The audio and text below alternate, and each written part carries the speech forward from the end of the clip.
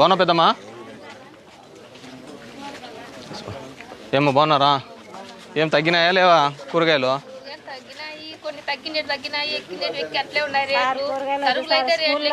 ఒక్క నిమిషం ఉండమ్మా. ఏం తక్కువ ఏం ఎక్కువ ఉన్నాయి చెప్పు. ఏం చెప్పు. ఏంది తక్కువ? ఒక్క నిమిషం ఉండమ్మా. నేనేం పరిగెత్తినానా? లేదు కదా. నీ మాట అంటే నా మాట అట్లే ఉంటది కానీ ఏం పెరిగినాయమ్మా? సబ్బు ఒక్క నిమిషం ఉండమ్మా. దప్ప నేనే వ్యాపారం చేయడానికి వచ్చినాను అనుకున్నావా? దోశ ఇడ్లీ సాంబార్ అని కూడా చెప్పుకుంటూ పోవడానికి. సబ్బు పెంచితే మాకేం సంబంధం ఉండదమ్మా. ఇది ఎట్లా అంటే ఒకటి నేర్పించినారు. సబ్బు పెంచినా, నూనె పెంచినా, చక్కెర పెంచినా ప్రభుత్వానికి ఏం సంబంధం ఉండదు. అర్థమవుతుందా? ఇవన్నీ కేంద్ర ప్రభుత్వం నుంచి మానిటర్ చేస్తూ ఉంటారు. కూరగాయలకు పెంచేది ఏముంటుంది? ఎవరికేం సంబంధం ఉంటుంది కూరగాయలకి? అర్థమవుతుంది. దేశంలో మీకు డిమాండ్ సప్లై బట్టి ఉంటుంది. మీకు అంతా ఒకటి ఎక్కించి పెట్టినట్టున్నారు. అది ఇప్పుడే చెప్పినారమ్మా 10th క్లాస్ పిల్లలకు స్టాఫ్ లేరని చెప్పి. నలుగురు ఏమో ఉన్నారంట 350కి సంబంధించి. 350 మా ఊరుకుండవు.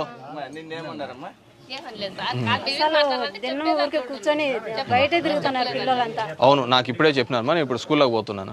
మీకు అందరికీ ఒకటి నేర్పించినారమ్మా.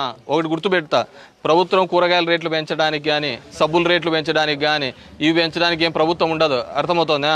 మా చేతుల్లో లేని పని. చంద్రబాబు ఊరిగా ఇది చెప్పుకుంటూ పోతున్నాడు, పెంచినారని. ఆయిల్ పంచడము మన ఊర్లో ఎంత ఉంటుంది, కర్ణాటకలో ఎంత ఉంటుంది? కర్ణాటకలో కూడా మేమే పెంచుతామా? తెలంగాణలో మేమే పెంచుతామా? మళ్ళీ అర్థమవుతుందా? మొత్తం అంతా కూడా పైన మానిటర్ చేస్తుంటారు పెరిగే ప్రొడక్షన్ బట్టి. ఇప్పుడు కూరగాయల రేట్లకు ఎందుకు పెరుగుతాయి చెప్తా చూడు. వర్షాకాలం పడింది.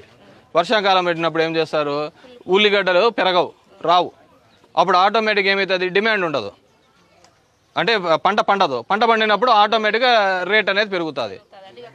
అర్థమవుతుందా? ఇప్పుడు టమోటాలు ఉన్నాయి. ఒకటేసారి ఏం చేస్తారు? టన్నులు వస్తాయి. టన్నులు వచ్చినప్పుడు ఇప్పుడు ఎంత వస్తుంది టమోటా? 10. అదే కన్నా పంట పండడం తగ్గింది అనుకో, అంతే కదా. ఇవన్నీ నువ్వు నేను రోజు కూర్చొని చేసేది కార్యక్రమాలు కాదమ్మా. సరే, నేను అదే దానికే వచ్చినాలే తల్లి. అందుకే సరే, నేను దానికే వచ్చినమ్మా. ఇప్పుడు ఎంఈఓతో మాట్లాడుతున్నా, డిఓతో మాట్లాడుతాను. ఇది డిఓది దానికోసం యాడికి పోలేదు. సంవత్సరం యాడికి పోయింది కానీ టీచర్లు నలుగురు ఉండాలన్నారంటమ్మా. 1 నుంచి 10 గంటల వరకు 350 మంది స్ట్రెంత్ ఉన్నారు. 1 వరకు పని చేస్తారంటే వాళ్ళు పని చేస్తున్నారు టీచర్లు. ఈడొచ్చి బయటకు తిల్లాడుతా అంటే ఎట్లయితే అంటే అది చెప్తాంటే వాళ్ళు కానీ ఎట్లా పోతారు సార్ బయటికి? అట్లేం లేదమ్మా. ఉన్నారు బయట తిరుగుతున్నారు. 4 టీచర్లు ఉన్నారు. 350 స్ట్రెంత్ ఉన్నారు. తక్కువ ఉన్నారని నా దృష్టికి చెప్పినారమ్మా. మొన్న కూడా ఒక టీచర్ నేర్పించిన నేనే. మొన్న కూడా వేయించినాను. వాళ్ళు ఒకటి చెప్తానారని చెప్పేసి అదే పట్టుకుంటే ఎట్లా? మీ పిల్లలు ఆ నుంచి వచ్చేసినారు. నేను చూస్తానమ్మా. నా దృష్టికి వచ్చింటేనే అమ్మా. సింపుల్, ఆడ లేరనే ఒక టీచర్ని కొత్తగా వేయించినామమ్మా. సరేనా? వేయించినాము. ఇప్పుడు కూడా ఎంఈఓతో మాట్లాడినాము. కొత్త టీచర్లను వేయిస్తా. ఏపీ కొడతా ఈ 3 నెలలకు చెప్పట్టే అదన్నా చేపించా.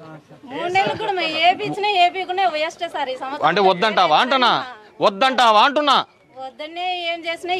వద్దా కావాలా? టీచర్లు వద్దా? ఇంకా సరేలే, దానికి వదిలేసే. దానికి ఎందుకు మాట్లాడ? ఇంకా వదిలేసాయమ్మా. ఇంక వద్దనిలే. కొత్త టీచర్ని కూడా ఒకటి వేసినామ్మా. మళ్ళీ రామకృష్ణారెడ్డి కూడా వాలంటీర్లను పెట్టి చెప్పిస్తున్నాడు అక్కడ. ఇంక వద్దంటే ఇంక వద్దులే పిల్లలను. బాగా చెప్పినావు కానీ ఆడున్న స్ట్రెంత్ను బట్టి పిల్లలను బట్టి ఉంటారమ్మా. మీ పిల్లలు బయట ఎగలాడుతున్నారని మేము చేసేకి ఏముంటుంది చెప్పు? బాగున్నావు స్వామి? ఏమో బాగున్నారమ్మా. Please subscribe .news